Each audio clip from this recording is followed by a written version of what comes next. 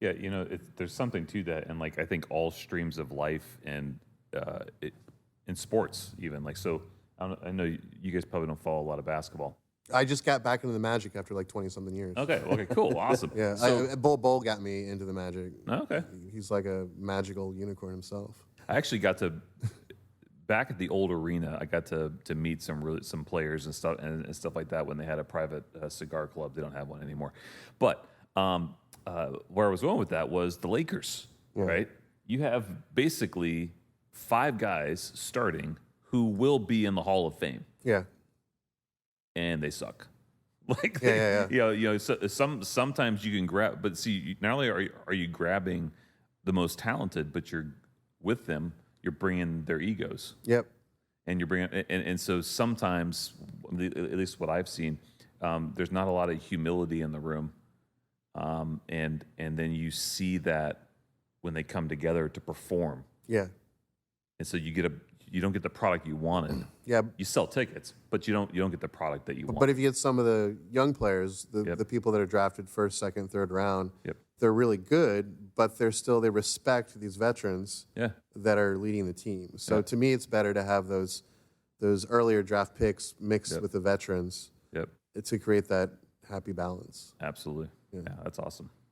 That's awesome. Chance, you got to talk about some of the other stuff you're doing, man. You were mentioning some like ecological things that you're involved in. Like I said, I went to Full Sail University.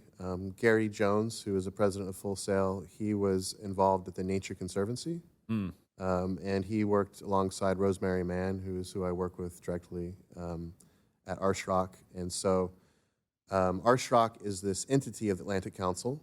And just a little background, Atlantic Council was formed post-World War II to tighten European and U.S. relations. Now it's like an international think tank. Typically they're working with like energy, weapons trafficking, like all these big global political issues, very opposite the game industry.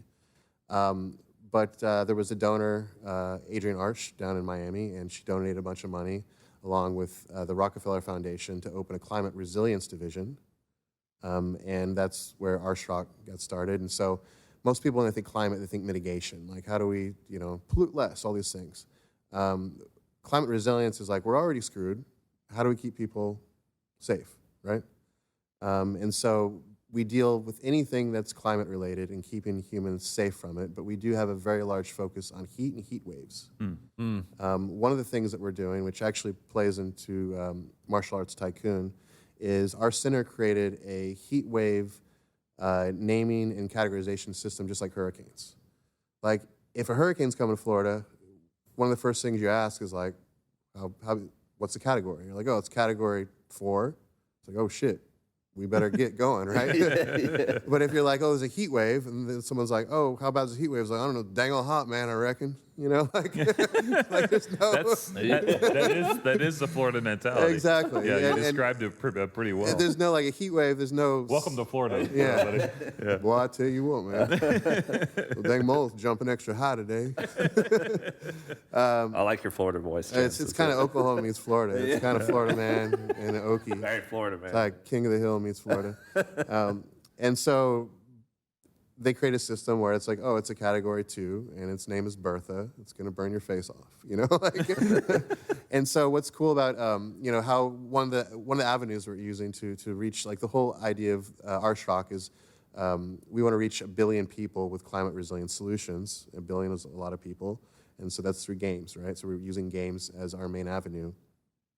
Within Martial Arts Tycoon, because you're training outside, we have a temperature. Like for every day, we take the median temperatures of Rio de Janeiro and we kind of randomize off from that. We add some noise. But every day there's a very small chance there could be like a heat wave, right? And so if there's a heat wave, there's going to be a warning, and it says, oh, there is a category 2 heat wave, and its name is Jose. And so based off of the intensity of the heat wave, you have to actually protect your fighters. So if it's a small heat wave, you might just like, okay, I've got some drinking fountains, some hydration, we're good to go. If it's stronger, maybe you need to add shade. Maybe you need to shut down the gym if it's a really extreme day, right? If you don't have any shade to train in. And so through that, when people play the game, they're going to see this whole category 1, 2, the names. And then once this system gets released amongst the world, when they see it, they're going to already know what it means because they saw this in a video game. Oh, wow. Right? That's really cool. Yeah, and so California, Gavin Newsom signed a bill to start adopting it. It's being piloted in probably like, I don't know how many cities, probably close to 10. But I bet you within 5 years, it's just going to be the common system when we talk about heat waves, because heat waves actually kill more people than any other natural occurring event, right? And the reason we don't think that is because if you die from a heat wave, you don't die from a heat wave, you die from a stroke. Right. Or you die from something related to heat. You know, it's not like I get hit by a porpoise that came out of the Indian River and smacked me on the face. Death by porpoise. Yeah. In the evening news, I mean, Craig Richardson's not getting on there and saying, "Oh, today Mrs. Smith died because she was hot." I mean, no one's doing that. Yeah, exactly. Right? So I mean, that makes sense. Yeah, so we kind of overlook heat as something that affects people.